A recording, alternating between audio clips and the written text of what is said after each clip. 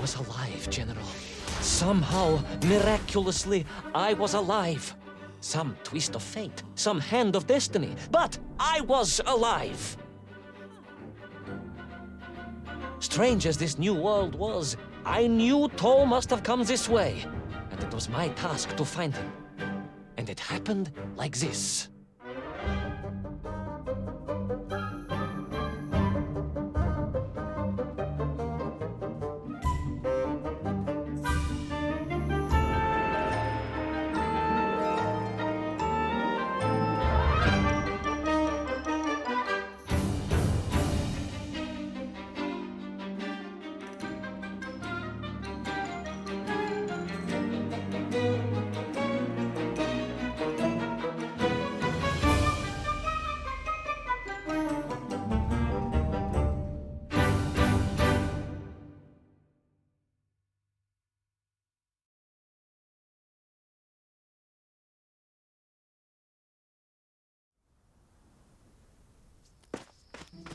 The sun beat down on me relentlessly.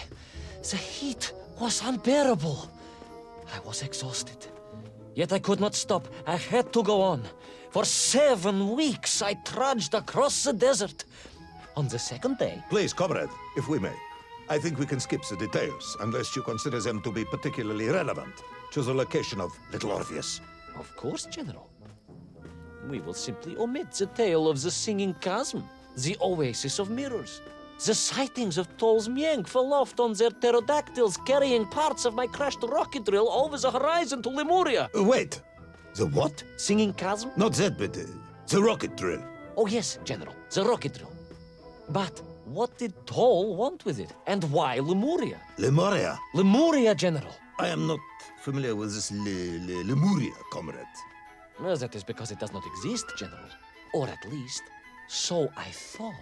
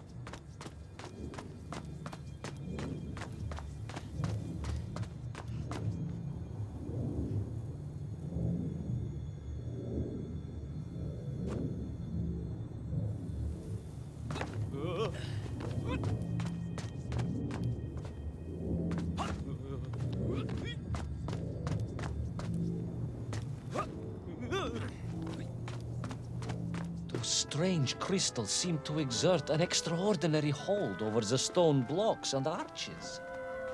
When they hummed, the whole city remade itself. Where they were missing, clearly looted by some villainous thief, the city was fallen to ruin. It was like a vast musical instrument, vandalized, and yet still attempting to toot.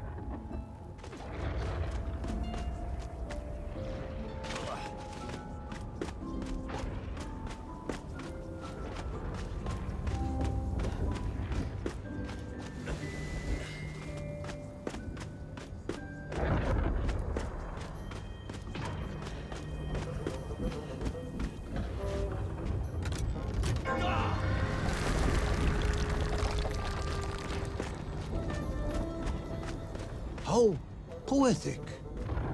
I'm sure our engineers would be fascinated and baffled in equal measure. If the whole department hadn't been arrested for sedition last week, I would happily convey it to their skeptical ears. Sedition? Really? How poetic. I'm sure our engineers would be fascinated and baffled in equal measure. If the whole department hadn't been arrested for sedition last week, I would happily convey it to their skeptical ears. Sedition, General? Really? It is unfortunate news indeed. I am joking, comrade.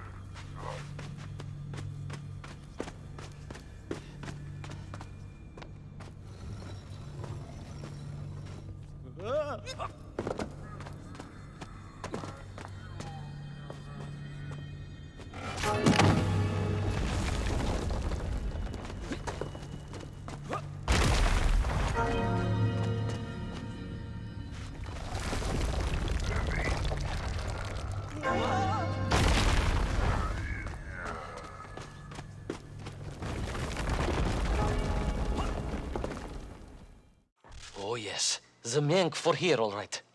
Which meant whatever dastardly scheme Toll had, it was to be enacted on these burning sands. And you will explain this in due course, I imagine. Imminently, General. What you need to know first is this. I have told you already how parts of the devices the enslaved Menk were forced to wear came from the surface. Radio parts and so on, yes, from what you have told me.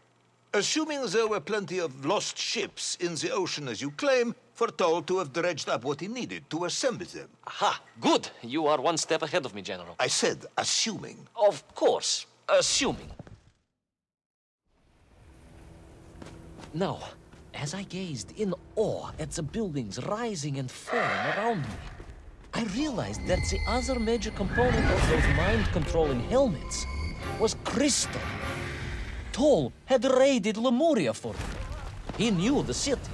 He knew the crystals could amplify vibrations and waves, and was using them to boost the signal of the radio parts to exert his control over the Menk. Which meant...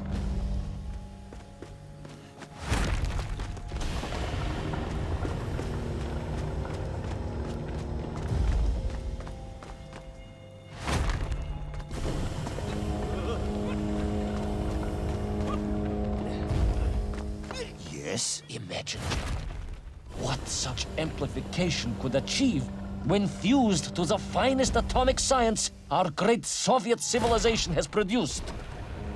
Wait. I do not understand. You said Toll was planning on using the bomb to shatter the Earth's crust to return to the surface. A tragic mistake, General. I had not recognized the extent of his mad ambitions. You mean to imply Toll would have attempted to enslave the Russian people? Pah! The will of the Soviet citizen is mighty and strong. To you, perhaps, as a trained warrior. But consider, perhaps instead, a humble son of a toy maker from Tomsk. Ah, yes. Perhaps we have our share of simpletons, after all.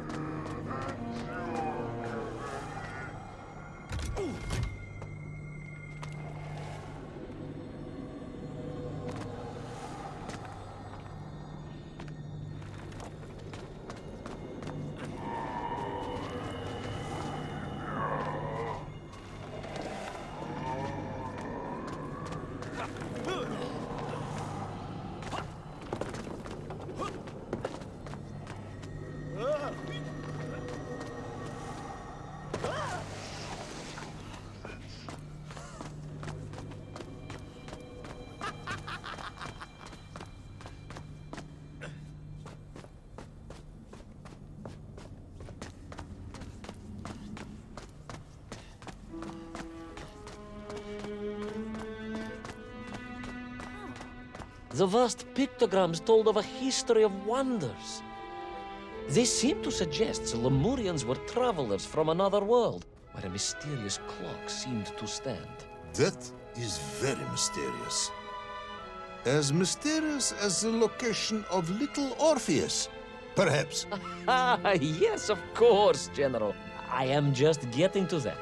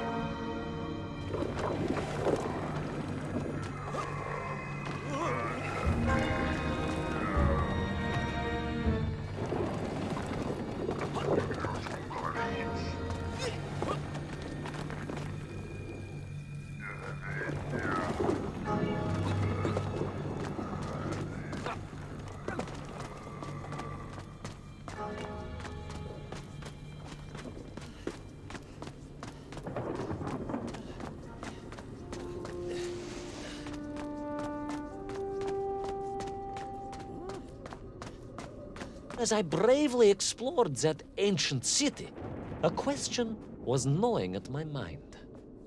What did it mean that the Lemurians had foreseen the coming of Tol?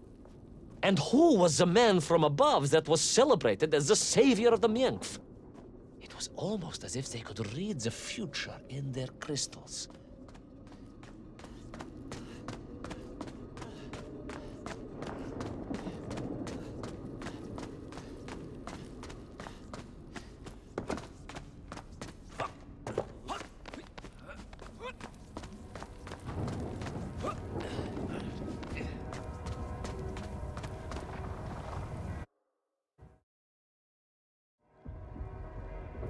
The bells of Lemuria tolled and tolled, a roaring symphony, a crescendo of peals that set the city dancing, each note causing the crystals to shimmer and cascade with light. But the sandstorm was no natural phenomenon, and the bells did not ring for celebration. Something was very wrong here. Aside from the pterodactyls and the Myenkf and the dancing stones and the ancient magical promises and the crystals and now the giant bells, you mean? If you don't want me to continue, General, then I can easily just quietly go home. Don't think Chepucha will get you out of this one, comrade.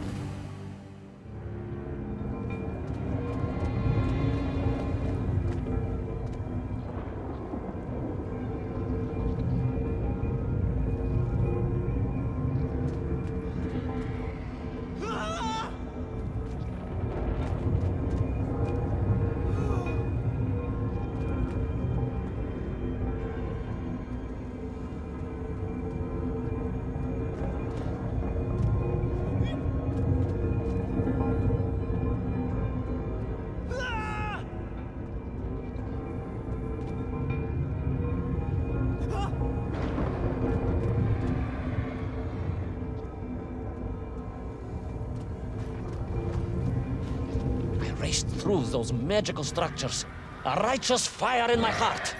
I was like Dobrynya Nikitsch, prepared to strike at the dragon who threatened my homeland. Your heroism is only surpassed by your modesty. On the contrary, General, I chose Dobrynya carefully. Like him, I am a simple peasant. It was fate that chose me to descend to the Earth's core. It was General Komanin who chose you to descend to the Earth's core. But don't let that get in the way of your story. Oh, well then, award General Polkovnik Komanin the highest medal in the world. He already has several of those. I cannot take credit for his wisdom in sending me.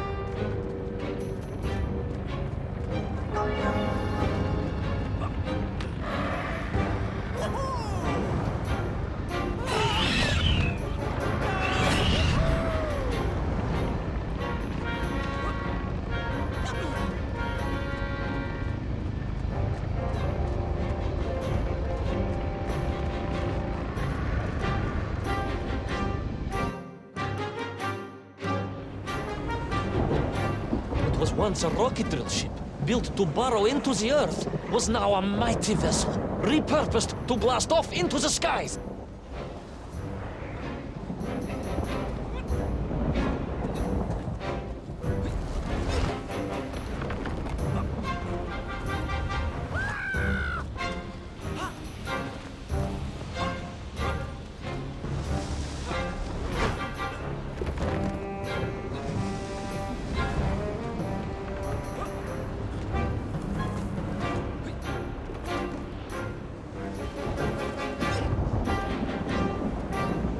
There was no doubt that Toll was headed for the strange world with its clock, although to what end I was yet to understand.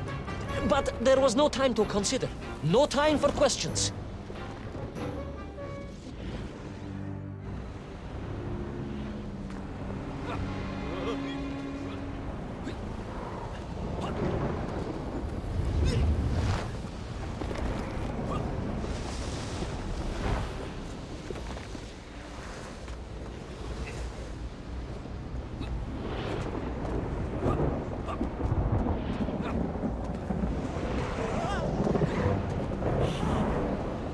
Toll was on the rocket. Little Orpheus was on the rocket. And wherever they were headed, I must head there too, to thwart his plans, recover my drill, and save the world!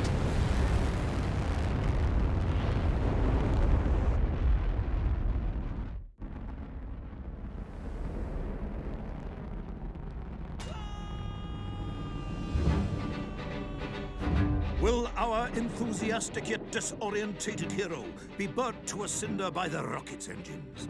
Will he be smashed into the rock that surely must be beyond the Lemurian skies? Does Nikolai Petrovich Komanin really need any more medals? What was the strange clock, and what could it all mean? All of these questions, and more, will be answered, if you're extremely lucky, in the next exciting episode of Little Orpheus!